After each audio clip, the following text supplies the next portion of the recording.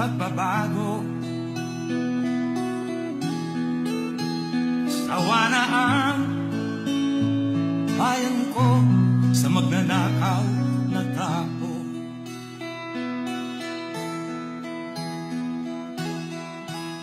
Madilim na kahapon, ikaw ang mataahon. Sa piling mo, di ko mawawala ang korupsyon.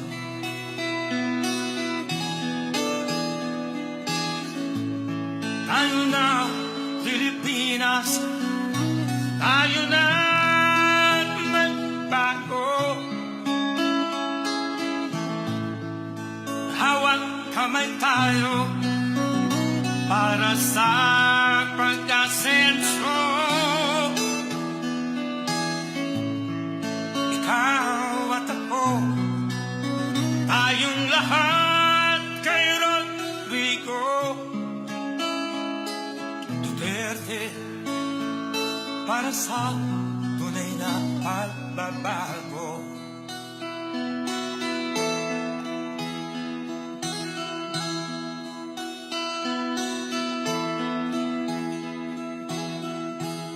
Masdan mo ang paligid, talamak mga krimen, rape, droga at mga Ladies and gentlemen, the President of the Republic of the Philippines, Rodrigo Roa Duterte. Tayo na, Pilipinas, tayo na magbago. Hawak kamay tayo para sa pag-asenso. Ikaw at ako, tayong lahat kay Rodrigo Duterte, para sa tunay na pagbabago. Why am I here? I am here because I love my country and I love the people of the Philippines. Ikaw at ako, tayong lahat kay Rodrigo Duterte, para sa tunay na pagbabago.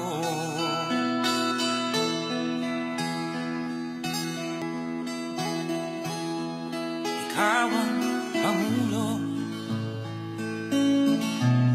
para sa pagbabago. Sawa na ang bayan ko sa magnanakaw na tao.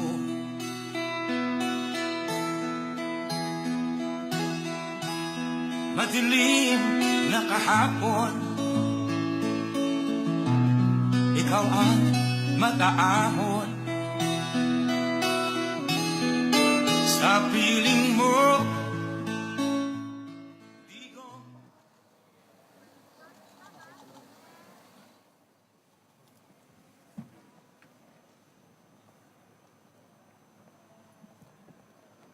On the part of the Senate, the joint session is called to order.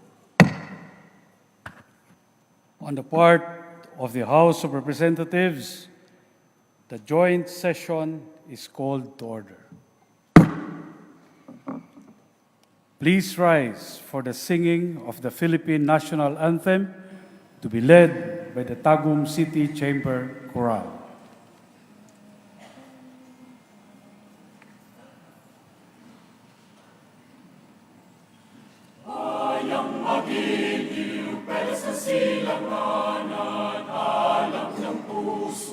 Sa dibdib mo'y buhay, lupang hinirang, duyan ka ng magiting, sa manlulupig, di ka pasisikin, sa dagat at bundok, sa simoy at sa langit mong bagaw, na dinagang tula at awit sa paglayang minamahal, ang islat ng watawat mo'y tagumpay na nagdinigdig, ang bituin at araw niya kailan pa may magdidilim. Lupa ng araw ng walang pagsinta, buhay langit sa piling mo. Aming bigaya na pag may mga api, ang mamatay ng dahil sa'yo.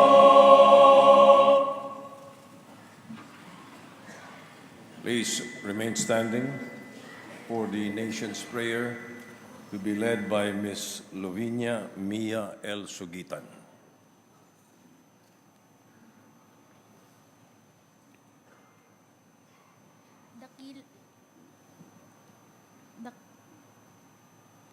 Dakilang Panginoon, aming Ama, dinggin ninyo ang aking panalangin sa ngalan ng aking mga kapwa kabataan. Itinataas ko sa inyong pangalan ang aming bayan. Bigyan ninyo ang aming Pangulo, inyong karunungan na hindi masusukat. Tapang ng kalooban na piliin ang tamang daan. Kahit gaano kahirap na ito ay tahakin. Idinadalangin ko sa inyo ang lahat ng namumuno sa amin, na mapagtagumpayan nila ang bawat pagsubok, na gamitin ang kanilang kapangyarihan bilang sandata. Bagkus nang may pakundangan tulad ng pagkalong sa isang bata.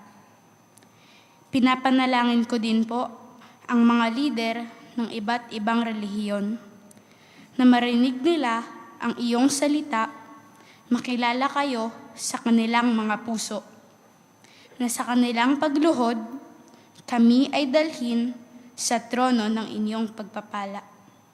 Ipagkaloob ninyo sa inyong mga anak na lubusang nananampalataya at nagtitiwala sa inyo. Kagalakan, kapayapaan, at kapanatagan ng kalooban sa isang bayan na masagana at nagkakaisa. Ang lahat ng ito, samo at dalangin namin sa inyong makapangyarihang pangalan. Amen. Amen.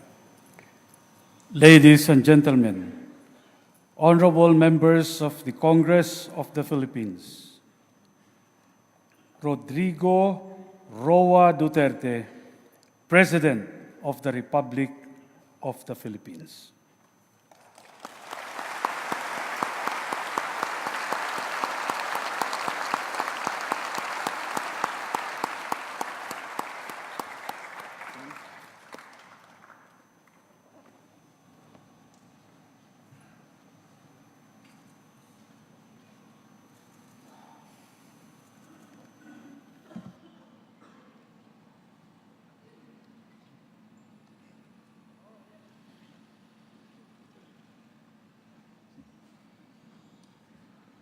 Kindly.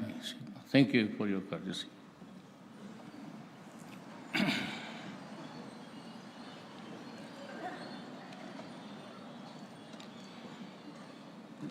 Senate President Vicente Soto III, the members of the Senate, House Speaker Pantaleon Alvarez, and the members of the House of Representatives, Vice President Maria Leonor Robredo, former Presidents Fidel V. Ramos, Joseph Hercito Estrada, and Gloria Macapagal Arroyo, His Excellency Gabriel Cacha, and the esteemed members of the Diplomatic Corps, Executive Secretary Salvador Medialdia, and the members of the Cabinet, Acting Chief Justice Antonio Carpio, and the Justices of the Supreme Court, my fellow workers in government, mga kababayan.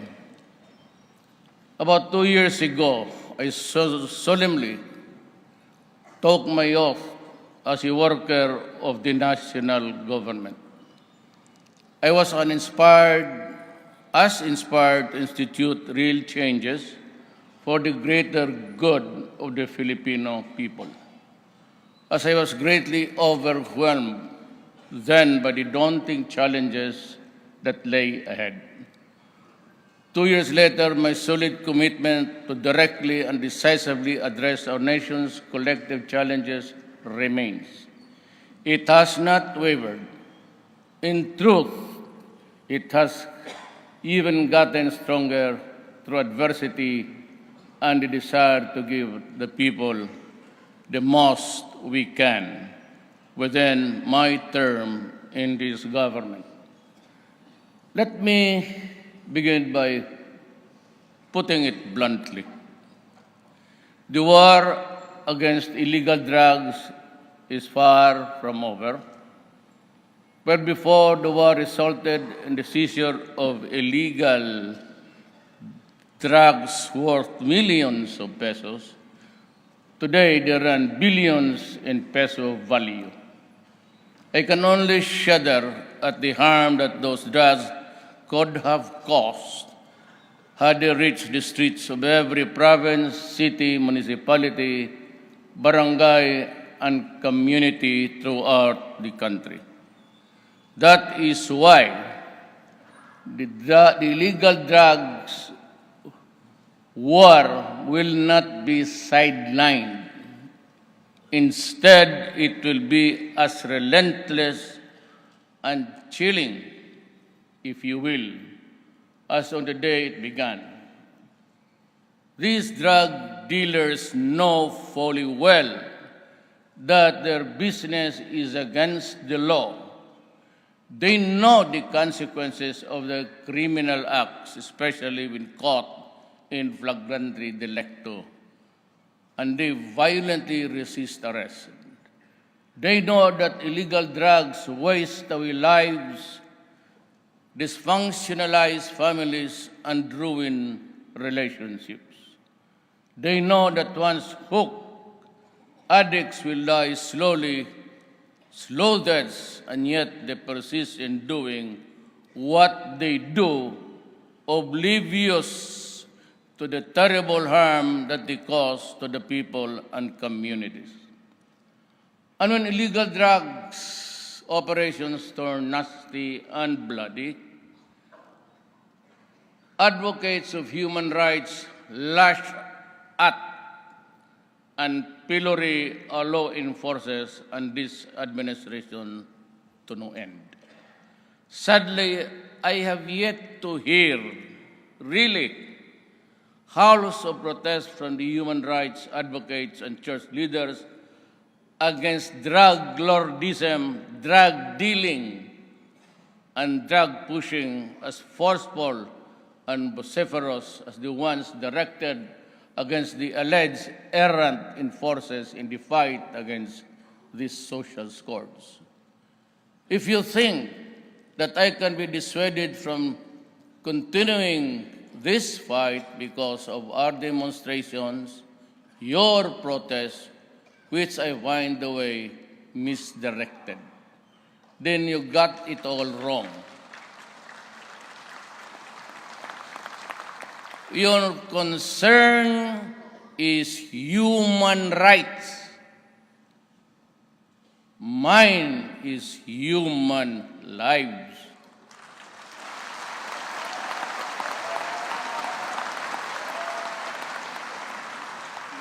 The lives of our youth are being wasted and families are destroyed, and all because of the chemical called shabu, cocaine, cannabis, and heroin.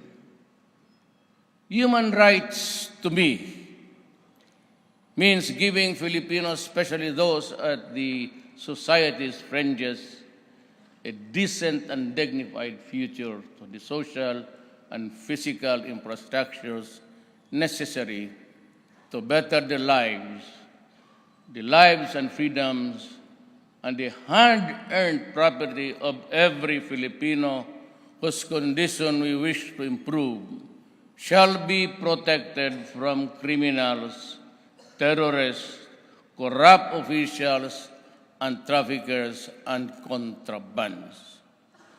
You worry about the present. I am concerned both the present and the future. I worry about the future because I know what crimes can do to the youth of this country if not stopped. Crimes can make human cesspools of succeeding generation. I will not allow it to happen. Not during my term. Time and again, I have stressed that corruption must stop. Corruption is like a leech that it bleeds the government of funds, program, infrastructure, and social development projects. It saps the morale of dedicated and honest government workers, and corruption destroys those who succumb to its temptation, and eventually it is the innocent who will suffer and bear its horrible consequences. The love of money is corrosive, and sadly, the desire to make the easy kind of being imaginative and manipulative corrupts absolutely. Stolen wealth does not make the thief respectable. Neither will the trappings of wealth mask or cap the stink that thievery exudes. One day, justice will catch up with those who steal government funds. And when the day comes, it will be the public who will have its retribution. While we run after those who steal the people's money, we are also enhancing the government's delivery of frontline services. I thank Congress for the swift passage of the ease of doing business, which is significant. Fight against corruption and improving service of delivery. We need to sustain our momentum, and I hereby direct all government units, makinig sana kayo, and government agencies to faithfully implement this law and simply simplify the process.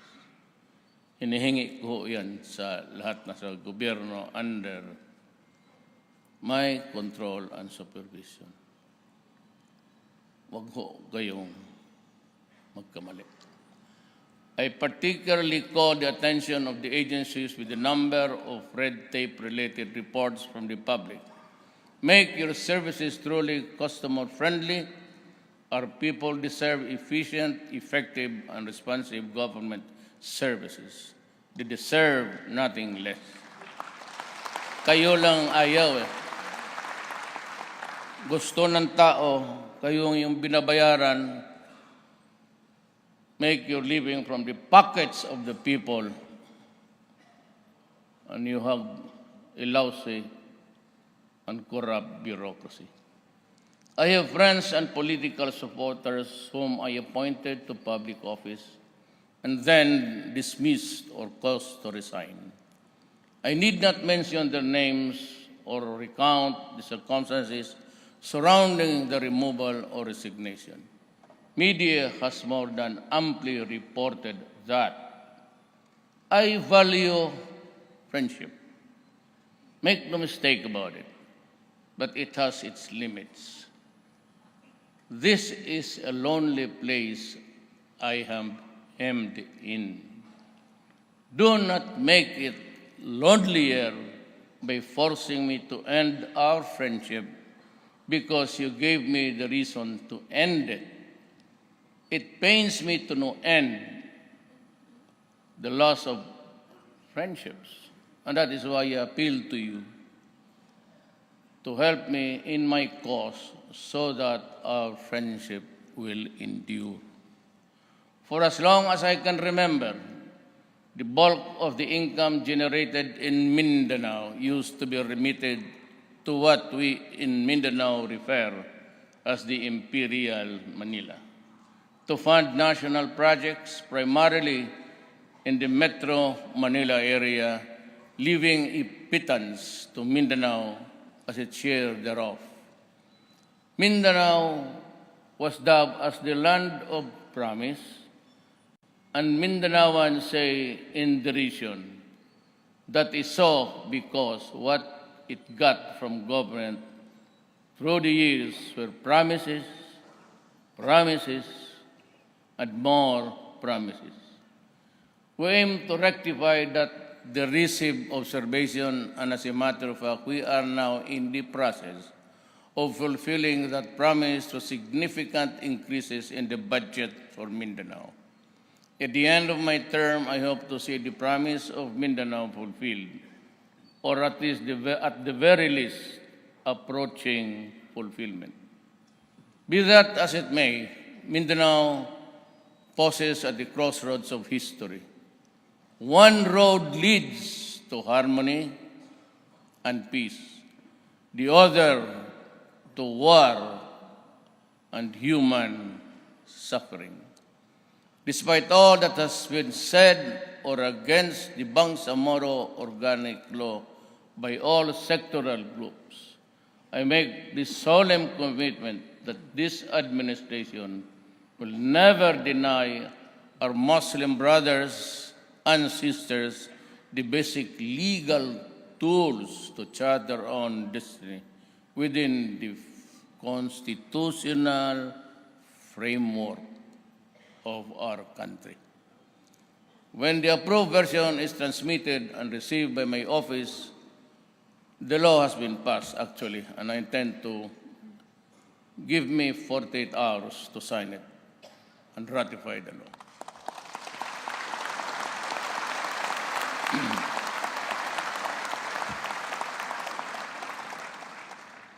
Babasahin ko pa bago ako pipirmahan. Baka may siningit kayo dyan na hindi maganda para sa ibang tao. We will need loads of understanding and patience to endure and overcome the birth pangs or pains of the new beginning. To me, war is not an option. We have been through the catastrophe in Marawi. We have seen the horror, the devastation, and the human toll, and the displacement of both Christians and Muslims alike. I have made a pledge that ISIS terrorists or groups or its allies will never gain foothold in our country. Yet, when what remained of the decimated Maoti ISIS group in Marawi finally saw the error of their ways and expressed their desire to be reintegrated into society, we welcome them with open arms and embark on a genuine efforts to embrace a peaceful, productive life for them. We owe it to our fallen soldiers and police officers in Marawi and elsewhere to put an end to the bloodshed and seek the path of true peace, a peace that will last beyond this lifetime and whose dividends our children will reap. On international relations, we shall continue to assert and pursue an independent foreign policy. Our long-term national development and national security goals come first.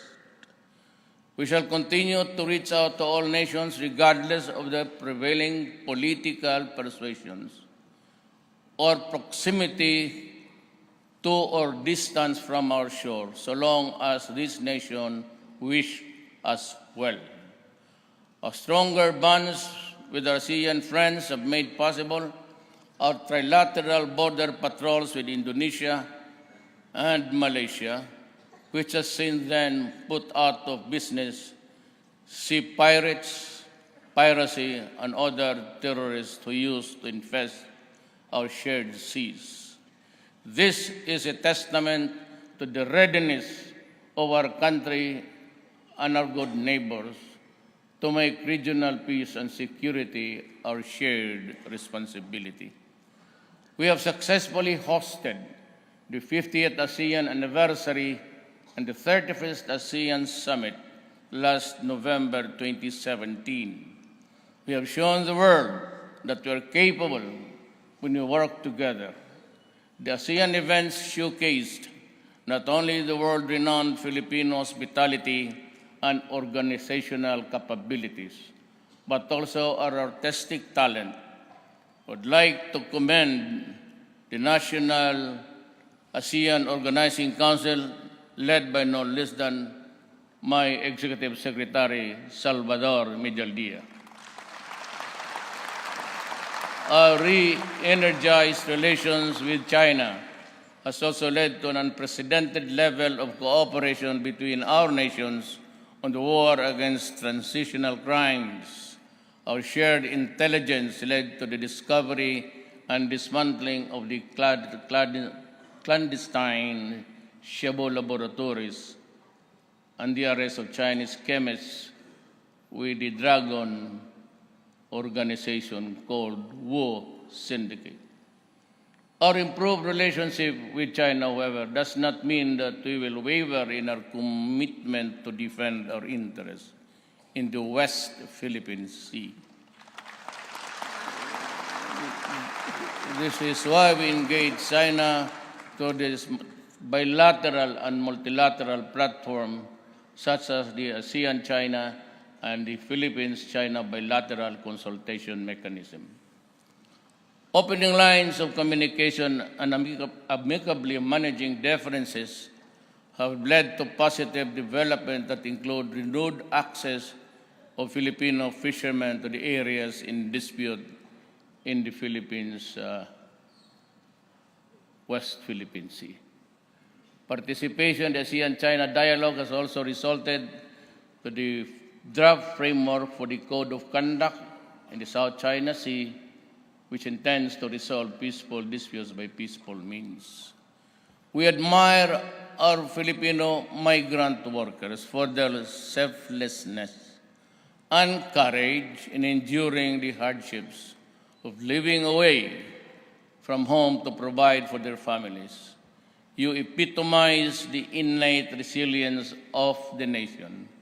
You have shown your willingness to toil and sacrifice day in and day out for the long-term good of your family, loved ones. You have also contributed greatly to the national economy, even as you help in small and big ways to the economies of our international partners. This is why we strongly condemn the deaths and abuses experienced by Filipino migrant workers in the hands of their foreign employers. I have said this before and I say it again. I am a worker of government, and it is my vow to make sure that your well-being remains our foremost foreign policy concern. It is for this reason that we are continuing to work with the host nations to ensure the welfare of our countrymen. I appeal to all host governments to help us as true and dependable partners in this endeavor. I have always believed that no matter how well-intentioned a leader is, no matter how well-conceived may be his mission, if he lacks the political will to do what needs to be done, they can only end up a failure and a hopeless dreamer. As a worker of government, I promise to do whatever it would take to give all Filipinos a comfortable life, fighting powerful interests and making sacrifices. My obligation is to promote and uphold the greatest good for the greatest number.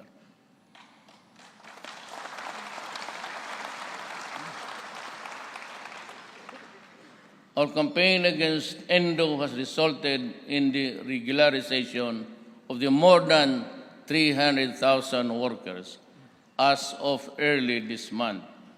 On May 1 of this year, I signed Executive Order 51, which sought to protect the workers' right to security of tenure. Read my lips.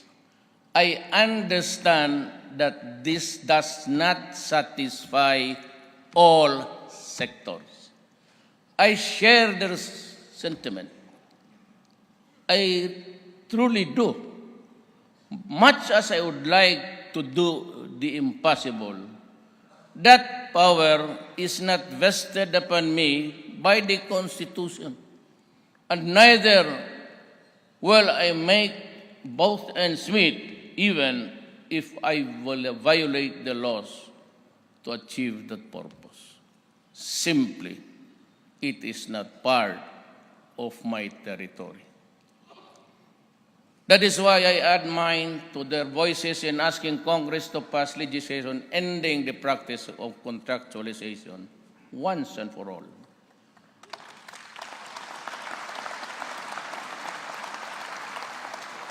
Our farmers, especially our coconut farmers, form a significant part of the basic sectors of society. It is from the toil of their hands that we put food on the table. It is my hope that we finally see this through. I urge you, Congress, to convene the bilateral conference committee and pass at the soonest possible time the bill establishing the Coconut Farmers Trust Fund. I pray that you will do it. My administration remains firm in its resolve to ensure that the country's telecommunication services are reliable, inexpensive, and secure. A draft terms of reference for the entry of a new major industry player is at hand. The terms should be fair, reasonable, and comprehensive. It will be inclusive, so it will be open to all interested private parties, both foreign and local. The only condition is that the chosen entity must provide the best possible services at reasonably accessible prices. However, our efforts to usher in a new major player shall render futile if we do not improve its odds of success in an industry that has long been dominated by a well-entrenched duopoly. We shall therefore lower interconnection rates between all industry players, not only to lessen the cost to the customers, as it will also lower the cost of incoming players to access existing networks. A market environment that is more conducive to competition, this is a policy which is crucial to ensure that our solution to our telecommunication problems will be both meaningful and lasting. In the last 2 years, experience has taught me that lack of consultation or insufficiency of information can, at times, lead to rash judgments. Often when I am unsure of the most appropriate course of action to take given the problem, it's a factual menu, and the desired end, I never fail to consult to discuss options with persons whom I trust and whose advice I value. When I decided to establish malasakit centers in Cebu, Tacloban, and Iloilo, my longtime aide, Bongo, and his team became instrumental in arriving at the right decision through proper consultations. Deliberations with the proper agencies also made me decide to push for and eventually approve both the Tertiary Education Act and the increase in the salary of our men in uniform, our soldiers, and our policemen. Boracay Island, widely regarded as one of our country's treasures and admired worldwide for its natural beauty, has sadly become the representation of governance and government's negligence, including mine. I could not allow this decay to continue. Decisive action has long been overdue, recognizing that we are mere stewards of our natural resources and I said, enough is enough. We intend to restore its environmental integrity alongside measures to alleviate those whose livelihood were momentarily affected. Environmental protection and ensuring the health of our people cannot be overemphasized. Thus, our actions in Boracay mark the beginning of a new national effort. This is just for the other tourist destinations needing urgent rehabilitation and enforcement of environmental and other laws shall soon follow. I urge local government units to proactively enforce our laws and not wait for us to swoop down on your areas just to do your duty and work.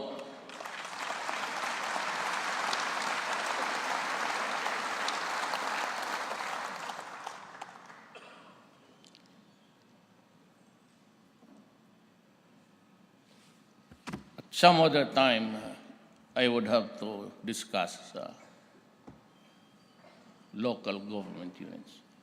What has happened to Boracay is just an indication of the long overdue need to rationalize in a holistic, sustainable manner the utilization, management, and development of our lands. I therefore urge the Senate urgently pass the National Land Use Act to put in place a national land use policy that will address our competing land requirements for food, housing, business, and environmental conservation. We need to do this now. To help safeguard the present and future generations, we have to earnestly undertake initiatives to reduce our vulnerabilities to natural hazards and bolster our resilience to the impact of national disasters and climate change. As I have stated last year, we must learn from the experiences from the Super Typhoon Yolanda and other mega disasters, and from global best practices. We need a truly empowered department characterized by a unity of command, science-based approach, and full-time focus on natural hazards and disasters, and the wherewithal to take charge of the disaster risk reduction, preparedness response with better recovery and faster rehabilitation. Hence, we in the Cabinet have approved for immediate endorsement to Congress the passage of a law creating the Department of Disaster Management, an interagency, just like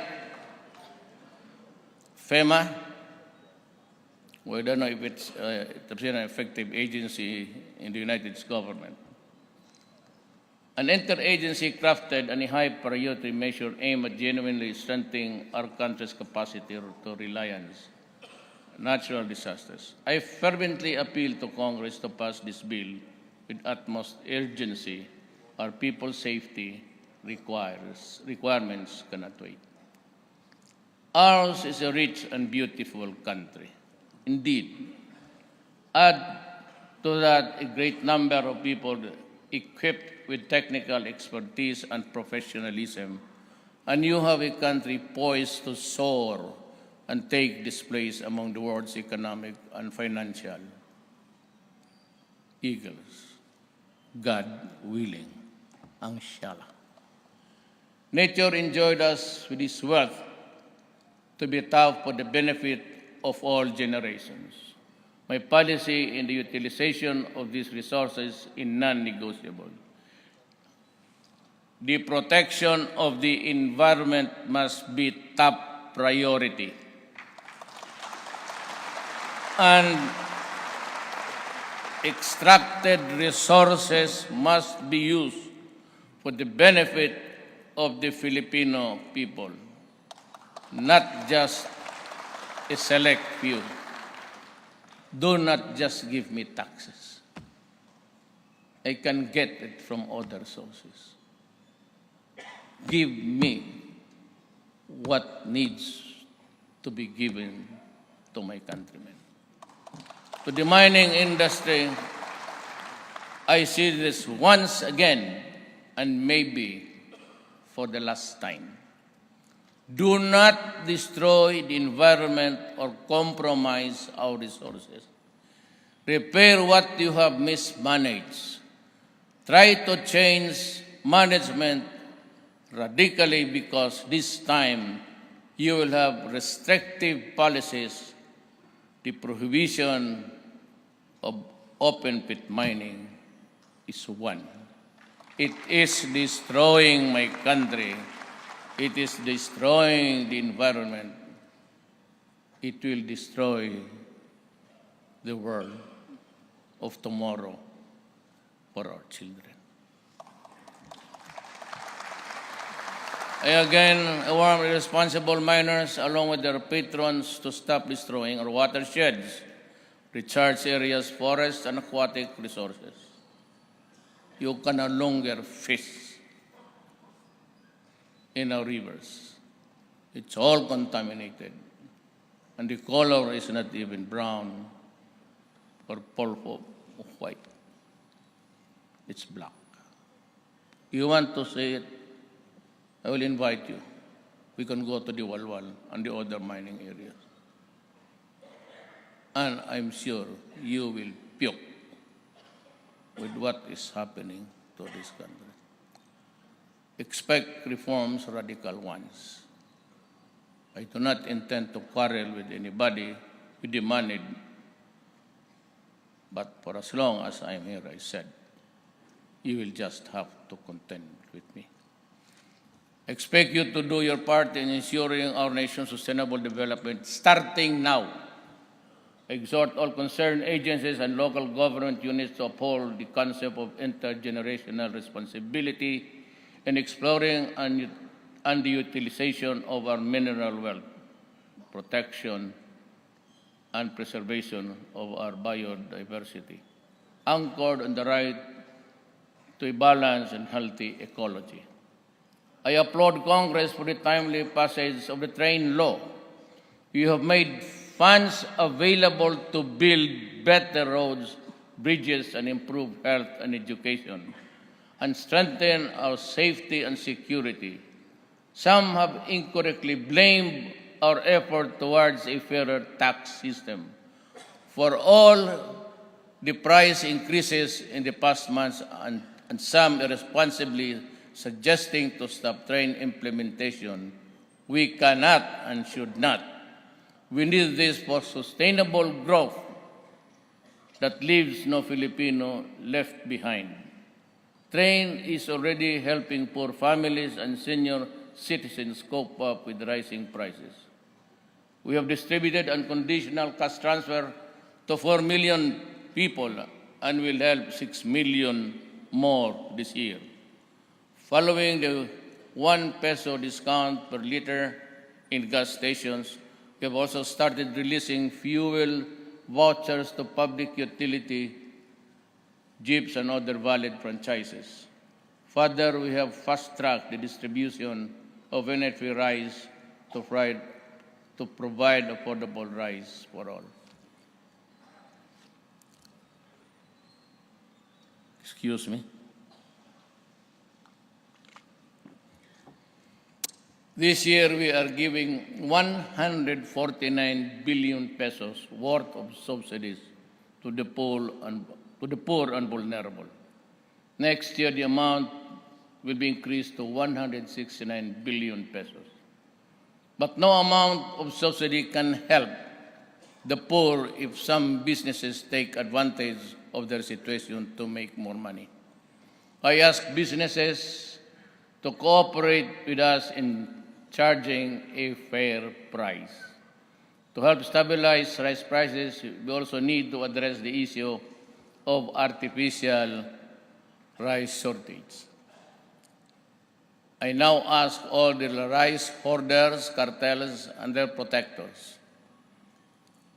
You know that I know who you are. Stop messing with the people. I hate to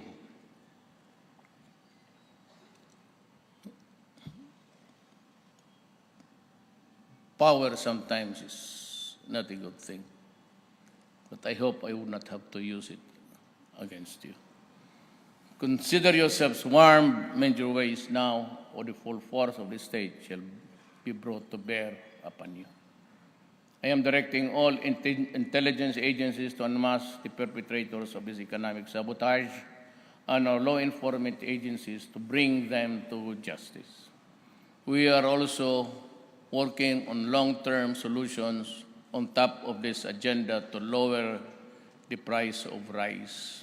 We need to switch from the current quota system in importing rice to a tariff system where rice can be imported more freely. This will give us additional resources for our farmers, reduce the price of rice by up to 7 pesos per kilo and lower inflation significantly. I ask Congress to prioritize this crucial reform, which I have certified as urgent today. Alam mo, ako humingi talaga ng tulong. Business is really for profit. I understand that. But Philippines has always been a playground for, scoundrels and those who do it without really considering the plight of the others. It's all conscience. When I run for public office, I promise to do whatever it takes to give all Filipinos a comfortable life, even if it means fighting powerful interests. I am committed to a comprehensive tax reform, and I ask Congress to continue the job. Package 2 will be lower corporate income taxes, especially for our small businesses. Lower taxes mean they will have more money to invest and create more jobs. More than 99% of our businesses are micro, small, or medium enterprises and employ around 65% of our workers. The enactment of the package 2 is what stands between today and the millions of jobs in the near future. Congressman Coa, Gonzales, Abu, and Garin, and Botocabi, as well as the Swansing family, filed versions of Package 2 last March 2018. Salamat po. And I support their push to shepherd the bill. I hope the Senate will follow suit. Maybe tomorrow, sir? This matter is urgent. Do not be part of the problem by ignoring it. I hope to sign Package 2 before the year ends. I urge Congress to pass it in form that satisfy our goals and serve the interest of the many, not just the wealthy few. By the end of July 2018, all 5 packages of my tax reform would have been submitted to Congress. Apart from train, rice tariffication, and Package 2, they include the mining, alcohol, and tobacco tax increase, reform in property valuation, reform in capital income and financial taxes, and an amnesty program. I urge Congress to take them seriously and pass them in succession, for there is no chance that we can deliver our promises without an equitable tax system. One of the most important thrusts of this administration, medium-term development plan, is to cover all Filipinos against financial health risks. That is why I have directed concerned agencies to streamline the various sources of financial assistance for the people with health-related needs. We're currently institutionalizing the unified implementation of the no-balance billing policy, through which the government and our private healthcare providers can work out a system that will provide an order of charging of medical expenses. Much needs to be done to improve our healthcare system, which remains highly fragmented, resulting in disparity in health outcomes between the rich and the poor, and in the urban areas and rural. While investments in health have increased over the several years, several policy and operational bottlenecks have constrained universal health care for this country. We shall pool our resources for health services under the Philippines institutionalized primary care as a prerequisite to access higher level of health care and supplement human resource gaps in the LGUs through a national health workforce support system. This will ensure that every Filipino gets the appropriate, affordable, and quality health services in appropriate facilities and will be protected from financial burden due to sickness. To this end, I urge the speedy passage of the Universal Healthcare Bill authored by former Representative Harry Roque.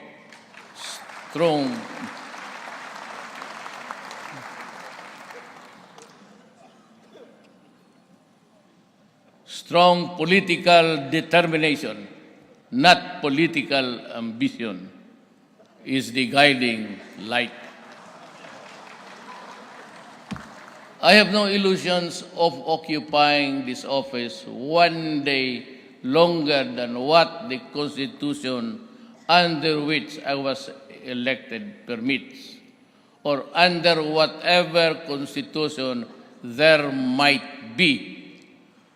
4 administrations before me have tried to amend the Constitution to be able to introduce amendments and revisions to the Charter, to the Charter, but none of them was successfully done for one reason or another. I therefore consider it a distinct honor and privilege to have received earlier from the consultative committee that I created the federal constitution that will truly embody the ideal aspirations of all the Filipino people. I thank all the members of the committee, especially those who came out from their retirement, for their valuable services in crafting this draft federal constitution. I would like to extend my particular gratitude to former Chief of Justice Renato Pono and former Senate President Aquilino Pimentel Jr. I am confident that the Filipino people will stand behind us as we introduce this new fundamental law that will not only strengthen our democratic institutions but also create an environment where every Filipino, regardless of his social status, religion, or ideology, will have an equal opportunity to grow and create a future that he or she can proudly bequeath to the succeeding generations. My countrymen, I will not bore you with the litany of this administration's projects completed otherwise in the process. That would be too self-serving. I have instead caused to be prepared a written report on what was and what has been done in the months and probably in the years to come. The report shall be made available within the next few days. I was informed that satellite facilities were set up by the Presidential Communications Operations Office in certain far-flung barangays. So as of today, the residents of these communities can watch the state of the nation and for the first time see you on TV. I hope you'd have enjoyed the experience. In ending, may I quote? I have always quoted, but in my previous talks, one American that I salute, the great Abraham Lincoln.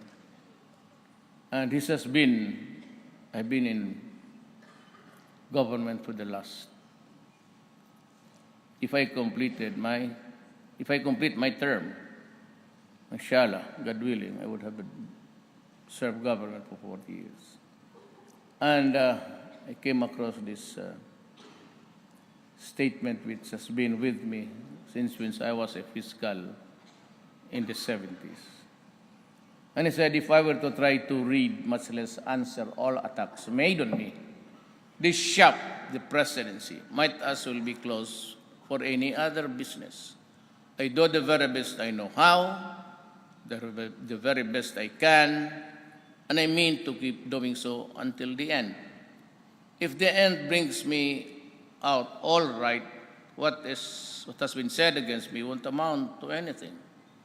But if the end brings me out wrong, 10 angels of God swearing that as I was right would make no difference. Dakang salamat kaninyong tanan.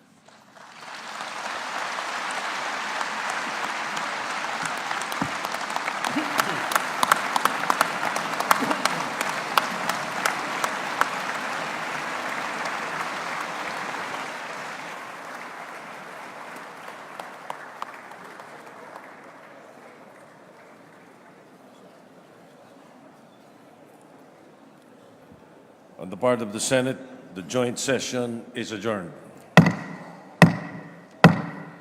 On the part of the House of Representatives, the joint session is adjourned.